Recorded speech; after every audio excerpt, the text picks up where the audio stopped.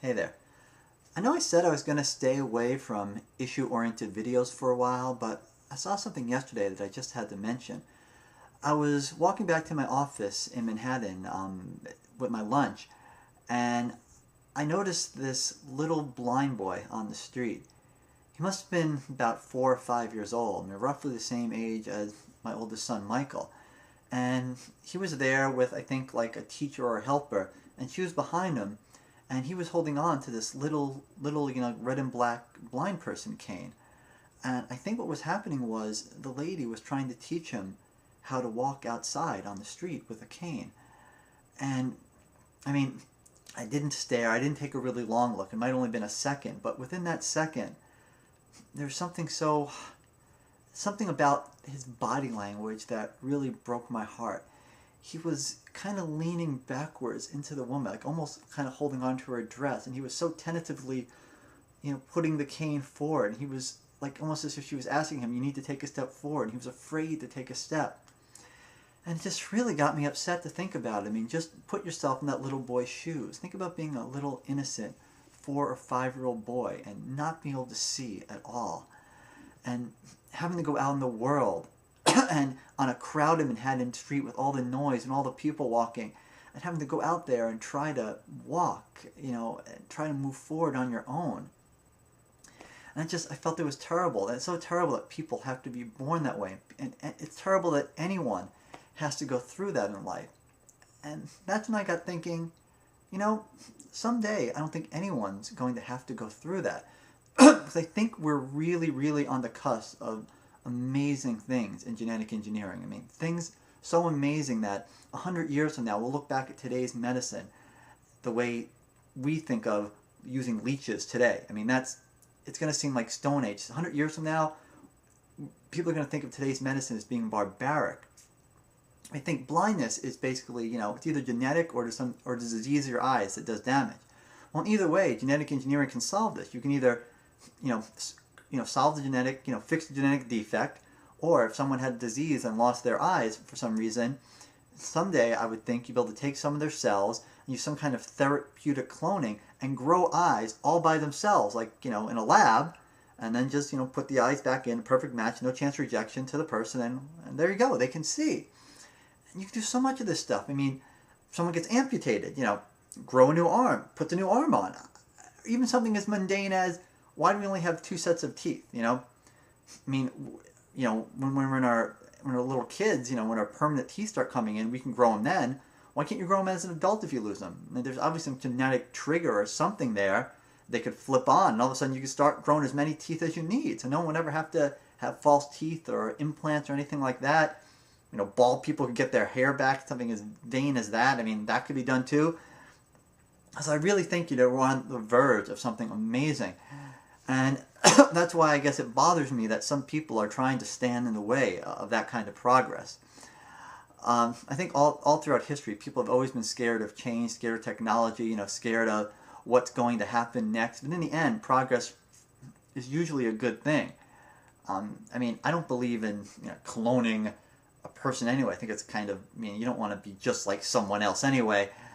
But certainly things like therapeutic cloning parts of the body, and genetic engineering to help get rid of certain, birth defects, that can be really harmful. I mean, those would be good things, and gene therapy and therapeutic cloning and all that would be great. And obviously, I certainly don't support the current, Bush administration's feelings about stem cell research. I'm very much in favor of stem cell research. And I understand that it can be a sensitive subject. It kind of goes in line with people's feelings about abortion, and I must admit there was a point in my life where I was very, very, very strongly pro-life. Now I will say that I don't really agree with the terms pro-life and pro-choice. I mean, no one who's against abortion is really against life. And honestly, as someone who was, anti-abortion, the anti-abortion people really have no desire to take away a woman's choice. I mean, these people sincerely believe that a fetus is a human being and should have all the rights of a human being. Now, I no longer feel that way. I certainly don't feel that way about a single cell, a single zygote. I don't think, that's a human life right at that point. Yes, we all were a little zygote like that at one point, and yes, it had all our genetic material. And people say, well, how can you kill something that, it's human, it's got human genetics, it's a human thing. Well, a couple of things. I mean, you go out, you get yourself a suntan, a sunburn, you're probably killing millions of skin cells, at least thousands of skin cells, and they're human cells of genetic material. I can take this cotton swab, I can stick it like that, and look, I've got some genetic material, I've got some cells on the swab, and I can just chuck that swab away, no big deal there, I mean, so should like a single zygote made in a test tube, should that be given the same rights as a human being? If you can use to help, actual living people out there. As I said, I don't want to demean anyone who feels otherwise. There's probably a point in my life where I felt that way, but I just don't feel that way anymore. I don't think I'm a Christian. I believe in the soul, but I don't think it's necessarily clear cut when we become endowed with a soul.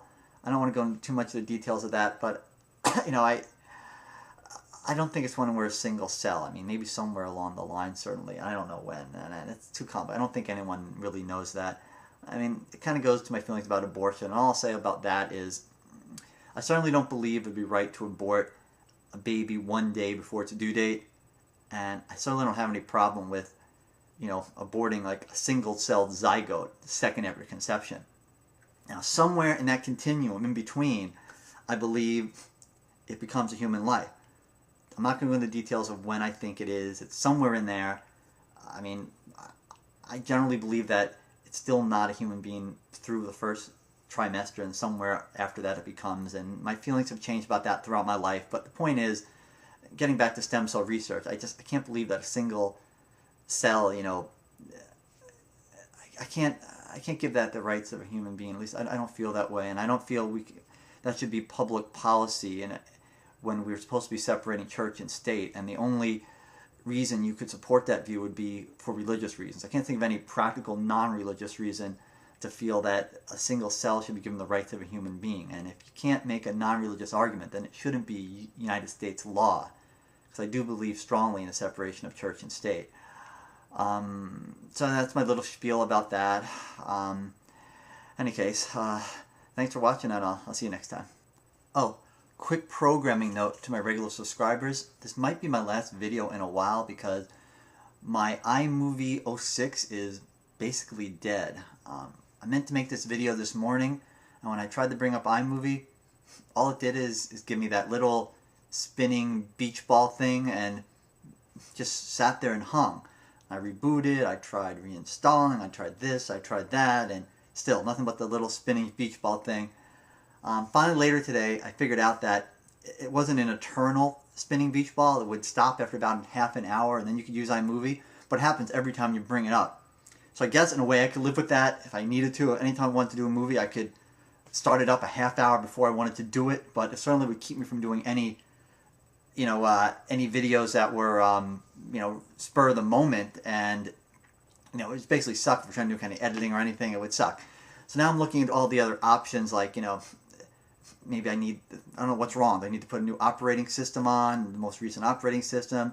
I thought about iLife 08, and I was told iMovie 08 is horrible, don't even try that. So I'm like, well, you can get iMovie 08, you can get iLife 08, and then reinstall, iMovie 6. Will that work? Or maybe I should get a completely new program that does this kind of stuff, because I'm not crazy about iMovie 06 anyway. In any case, this all sucks. I'm amazed I was even able to make this video today, because it just wasn't working all day, and I'm frustrated.